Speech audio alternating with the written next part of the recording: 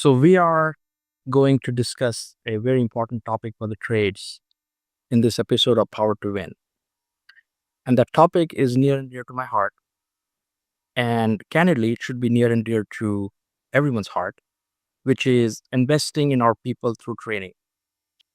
And as I think about training, I have met many professionals in my life, but there is no one like Mr. Tom Wayne, my friend, my brother, and my partner in the journey to bring training to the trades. And I'm not a subject matter expert in training in the trades, and Tom is. So I'm not going to say much about what that actually means, besides the fact that training is so essential, right? Ranging from instilling a culture of safety in our professionals to making sure that our technicians are trained how to think so they can delight our customers through their tradesmanship and craftsmanship. Training has so much potential and it has such a broad scope. So welcome, Tom, to Power to Win, and I'm looking forward to discussing training with you.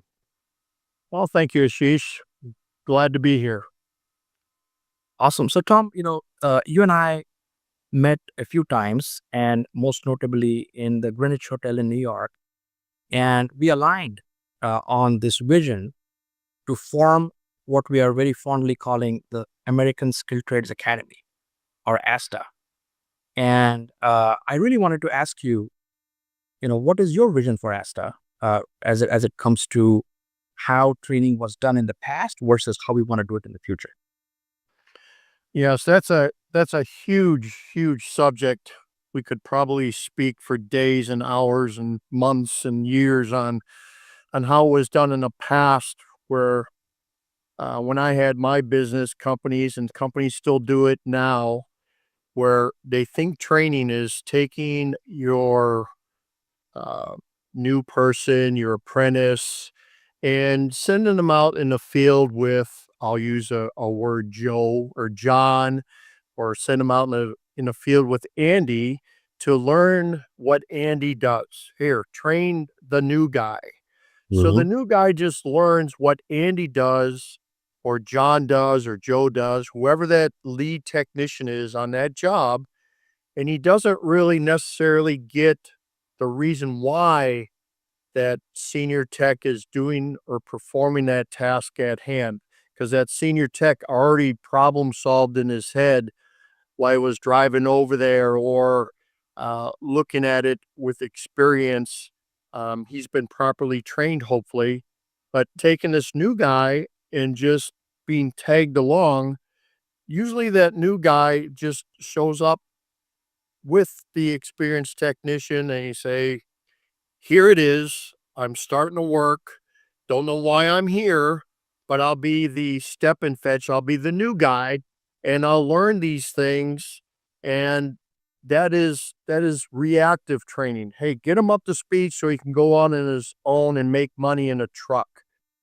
He misses out on a lot of the uh, base knowledge that he needs to think on his own, to problem solve on his own, instead of remembering what John did or Joe did at that particular time. He doesn't really know why. Uh, there are exceptions to the senior techs who explain things over time, but that's not necessarily the rule. That's the exception. So I'm not saying across the board those senior techs aren't really training good. It's just most of the time they're so busy they don't have time to spend and teach the basics that those new techs need to perform problem solving, thinking technician, troubleshooting skills. They're just doing a task, changing this part or changing that part or making Hmm. this reading. And what we want to do is forge thinking technicians. So, no matter what brand of equipment they're on, no matter what the task is, no matter what they're troubleshooting, they can problem solve. They know the basic skills of, they know basic electricity or electrical fundamentals. They know basic mechanical aptitude. They know how to read schematics. They know how things are supposed to work. And with that knowledge, that solid base knowledge, um, and matching that up with mastery of skills, which sets us apart. We do all the online learning, the LMS courses, instructor-led courses, but we don't stop there. We take it to the next level in proven concept, proving that they can do that skill, perform that task, not just once or twice, 3 or 4 times correctly. And so when we do that and we answer the question, why are you in that circuit? What is a good reading? And they don't know that, and we tell them to put their meters away and figure that out before they go into the system. I think that's, in a nutshell, what sets us apart from all the other training programs. And that's so profound, Tom, right? Because historically, training has been looked upon as a check the box, right? And the question is, what does training actually do for customers and what does training do for companies? And as the CEO of a skilled trades company, I've kind of like looked at businesses over the last almost a good part of the last decade. And three things that are most important to CEOs of skilled trades companies. One is that we need to continue to elevate our customer experience. It's a highly competitive environment, and you can't take customers for granted, right? You need to have the highest quality service and the highest quality experience for your customers. Second is you need to make sure you can do that productively because capital is constrained and resources are constrained, and most importantly, technicians are constrained, right? We don't have unlimited number of technicians. And the third thing is, as you do it, you want to make sure it is repeatable and scalable. And so what you said is so profound is like creating thinking technicians allows us to try to accomplish these things over a period of time, right? It's not going to be an overnight switch. And that's one of the big reasons why, you and I decided to join forces at ASTA. So as a co-founder and head of learning at ASTA, could you kind of like walk us through how this vision is going to come to life? Because to do it at scale is not an easy task. I think our audience would love to know how we're doing it. So we're building it. You know, uh, Experiences show me I set up training centers all over the world, train trainers, and done many programs, and they're all restricted um, by capital, or we don't want to train our competition, or we only want to train the OEM side of it instead of um, all the skills necessary across the board, regardless of brand. So, what we do is we start building the foundation, a solid foundation, as you know, is any building or skilled trades has to be solid. So we build a solid foundation of the technician. That's the ground knowledge, what he needs to perform his task, what he needs to be successful. So we do that first, and we call it a blended learning, or I call it a blended learning approach, where we use many different avenues of attack. So we can do online learning, instructor-led online learning, um, to get some of the basics down, and then that will follow up. That would follow up by in-person instructor-led, task-led, being taught on actual equipment. Um, we could do some simulator work, um, but those are the steps. The other final step would be testing them on the hands-on portion. We'll bring them in front of live equipment. They'll perform those tasks, whether it's a transfer switch or generator maintenance or troubleshooting, uh, different parts, the voltage regulator, governor control panel, regardless of manufacturer, engine problems. So in a nutshell, we'll bring them in, a greenhorn, teach them the basics, teach them basic safety, go through OSHA 10, OSHA 30, um, some other maintenance practices, PPE gear, They have to pass that even before we take them into the lab. They have to be cognizant of safeties. Safety's always first. And when we take them out there after the classroom work, um, we show them how to do it. We do it ourselves, and then we have them perform those tasks over and over and over again until they master that task. So it's a mastery level. So someone coming in would go through some online learning, some tests in online learning, some instructor led um, checks and balances there. And then finally, there would be in person training where we perform all those tasks on several times to perform mastery before we check that they know what they're doing. So that you can expect a very intense, multi-leveled training experience. Yep. And Tom, talk to me, please, about how do we tie all this to some sort of assessment certifications? Because that becomes super important for us to objectively measure where people are on their learning journey. And I think, what I've seen is there's a hodgepodge of certifications out there, but you can't tell, right, just based on those certifications, what a person knows or does not know. Yes, that's good. We have ASTA will use several industry certifications as a baseline. Whether it's National Electric Code, whether it's EGSA's apprentice certification or the journeyman certification or ASE certification. We use those as a baseline, and going out in teaching service managers or teaching technicians across the US, every time I ask a service manager or CEO, what level are your technicians? Are they good technicians?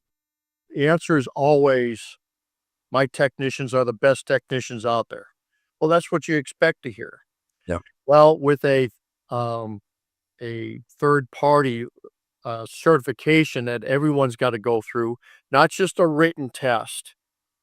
We take that at ASTA a step further. It's not just what you can put down on paper or you can guess the correct answer. We take that a step further in our self certification. Our own certification is a hands on performance mastery certification, which no one in the industry has except for us right now. And that will provide that in addition to the industry certifications. So before ASTA puts our stamp on a individual for certification or can he perform these tasks, here's a list of the tasks. Here's how they performed, and we do that. That's a step above and beyond. And again, ASTA requires them to do it not just once, but multiple times correctly, or they start all over again in that. Yeah, that is super critical. So we talked about sort of the why of ASTA, right? The purpose of ASTA, the vision of ASTA. We talked about very high level the how of ASTA. The other question on my mind always is we also have a worsening labor shortage in the trades, right? You look at HVAC, plumbing, electrical, backup power Yep. across the board, even nursing, right? We got worsening labor shortage, and we are not going to be able to solve the total problem just by training the workforce we have. We have to get new workforce in the system. So, what is Asta's vision for sort of bringing more people in the trades and then training? Yeah, the industry is always worried about stealing each other's techs. Anytime they go to a class somewhere else, the maintenance supervisor or the company owner of the small business said, "I'm not sending them to training because you poach my workers, you poach my skill." We steal from each other. We steal each other's tech for 25 cents more on a dollar, a pay raise of $1 and the technician goes. And we're not replacing, we're just moving them around. There's several programs out there that will train um, in a classroom, a little bit of hands-on and send them on their way, and you're supposed to take them for 6 months and train them up with OJT, and maybe in a year or 2 years, they're performing that task that they're supposed to make money. It's what sets us apart from that. We know what it takes to take a technician and mold them, train them, forge a thinking technician. We're out of the box. He is making a company money. We are performing those tasks at hand. We are taking greenhorns, new personnel, or personnel from a different vertical, a different skilled trades, and make them multiple tasking where the electrician might be in power generation, an HVAC guy might be going power generation. The power generation guy may go into HVAC. They're very similar. We may have plumbers going in there, part that, appliance repair people. We trained a pizza delivery individual into a highly motivated, very skilled technician in our apprenticeship program. So it's our vision is to not be the stealing technicians from each other, but to forge technicians from the ground up if necessary, cross train them from a different discipline, from a different skill train, a different craft, and put them out there in the field where they're actually able to perform the task, able to perform work, and safely perform that task right out of the box. Yep. Soon as we sign off on them, they're able to perform each task um, Yep. efficiently. And Tom is partnering with high schools and community colleges part of our plan as well, just Yes, to we partner with all the schools, the tech schools, tech colleges, the high schools, get them involved early. The skills trade, Skills USA, getting them involved, supporting them in all their aspects. The sooner we can get them involved, get them uh, the legacy of working with your hands is not a good job. That stigmatism, get that out, and a skilled trades is where it's at, in my mind, and to transform that and raise them up, and that they're not um, a lower level of employee because they're in the honestly. skilled trades. That is a very high end skill. You can't just sit down in a classroom and learn that skill like you can in colleges for other, um, I'll say, other areas.